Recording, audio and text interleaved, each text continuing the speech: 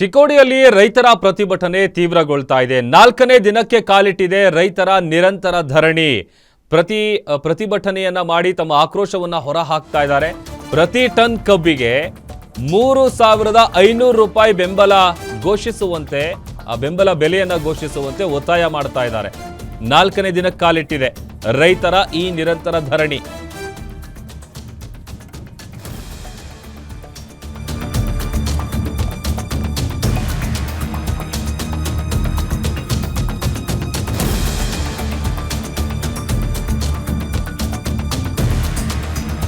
ರೈತರ ಪ್ರತಿಭಟನೆ ತೀವ್ರಗೊಳ್ತಾ ಇದೆ. 4ನೇ ದಿನಕ್ಕೆ ಕಾಲಿಟ್ಟಿದೆ ರೈತರು ನಡೆಸ್ತಾ ಇರುವಂತಹ ಧರಣಿ.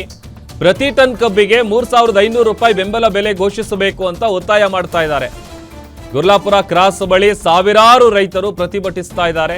ಸರ್ಕಾರ ಹಾಗೂ ಕಾರ್ಖಾನೆ ಮಾಲೀಕರ ವಿರುದ್ಧ ಧಿಕ್ಕಾರದ ಘೋಷಣೆಗಳನ್ನು ಕೂಗಿ ತಮ್ಮ ಆಕ್ರೋಶ ಹೊರ ಹಾಕ್ತಾ ಇದ್ದಾರೆ. ಕಾರ್ಖಾನೆ ಪ್ರಾರಂಭಕ್ಕೂ ಮುಂಚೆ ಬೆಲೆಯನ್ನ ನಿಗದಿ ಮಾಡಬೇಕು ಅಂತ ಇವರು ಆಗ್ರಹ ಮಾಡ್ತಾ ಇದ್ದಾರೆ.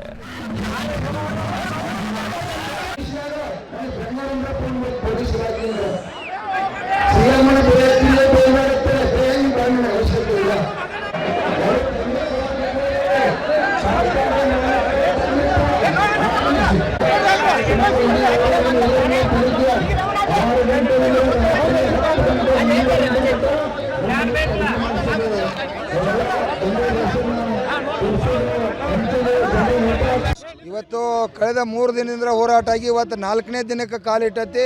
ಲಕ್ಷಾಂತರ ರೈತರು ಕೂಡ ಇವತ್ತು ಸೇರತ್ತಾರೋ. ದಿನಿತ್ತು ಕೂಡ ಲಕ್ಷಾಂತರ ರೈತರು ಬಂದರು. ಕಾರ್ಖಾನೆ ಮಾಲೀಕರು ಇವತ್ತು ಇನ್ನೂ ಮಂಡತನ ಮಾಡತ್ತಾರ. ಕಾರ್ಖಾನೆ ಮಾಲೀಕರಲ್ಲಿ ವಿನಂತಿ ಮಾಡ್ತಾ ಇದ್ದೀವಿ.